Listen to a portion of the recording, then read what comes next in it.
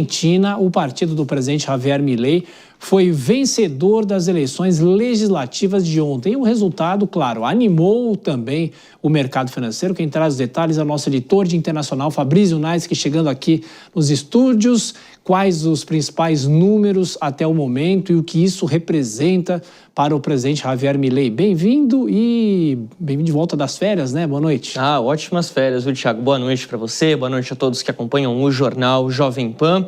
Os números dessa vitória de Javier Milei podem ser sentidos hoje pelo mercado. O peso chegou a valorizar 15% ao longo do dia, fechou com uma valorização de 4%.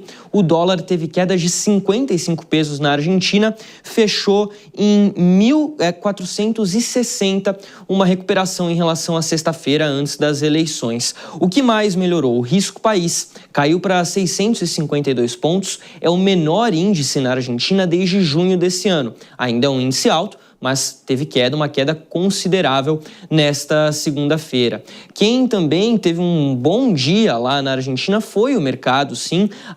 Algumas ações na Bolsa Argentina, na Bolsa de Buenos Aires, chegaram a subir 36%. As principais ações, em média, subiram 21%. Agora, claro, isso tudo é em meio a um cenário de uma forte desvalorização que a Argentina vinha passando nas últimas semanas, e nos dias que antecederam essas eleições legislativas realizadas ontem, que geraram uma grande expectativa para definir o que será o futuro do governo de Javier Milei nos próximos 2 anos, até que haja uma nova eleição presidencial na Argentina. Em geral, o resultado foi bom para o La Libertad Avança, partido do presidente, que teve nacionalmente 40,7% dos votos contra 31,7% do Fuerza Pátria, a coligação que representa o peronismo, que representa mais a esquerda lá na Argentina. Resultado que também é sentido na província de Buenos Aires, que é historicamente conhecido como um reduto peronista, um reduto da esquerda, e onde o La Libertad Avança conseguiu uma vitória surpreendente, definitivamente histórica, mas muito apertada, 41,5% contra 40,8%.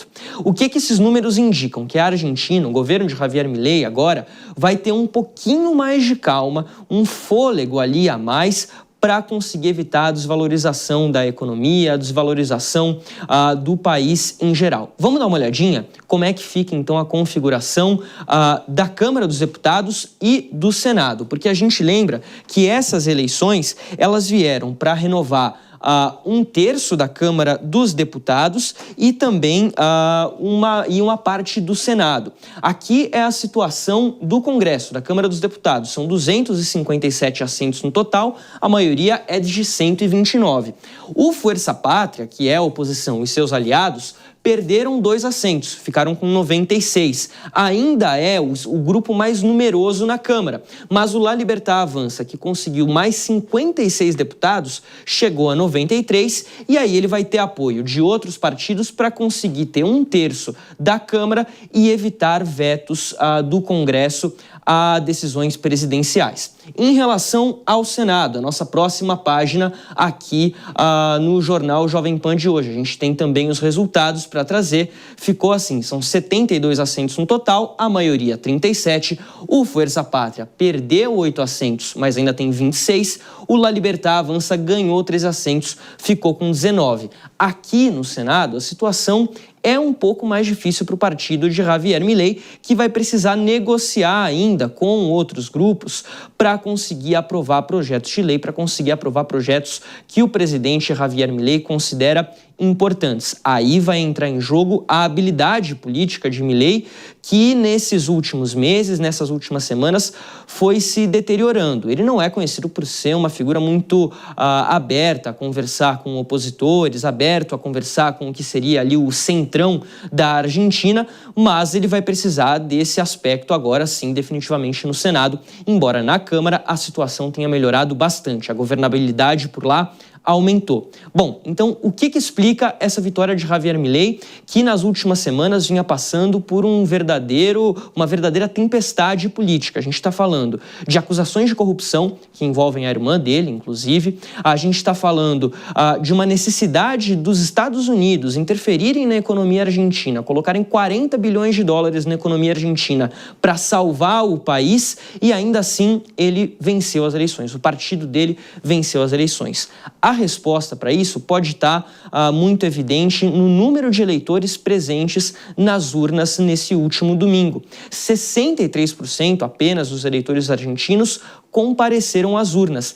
É o menor índice, a menor presença desde a redemocratização do país em 1983. Ou seja, uma grande parte do eleitorado argentino deixou de votar, escolheu não comparecer às urnas no último domingo. Quais são as explicações aqui? Primeiro, uma desilusão com a política nesse momento. Uma desilusão principalmente também com o que a oposição argentina tem a oferecer. O discurso da oposição argentina, que a gente lembra, tem uma das suas principais referências, Cristina Kirchner, em prisão domiciliar, é basicamente um discurso anti-Milei, mas não é um discurso que apresenta alguma proposta muito efetiva para melhorar a situação argentina.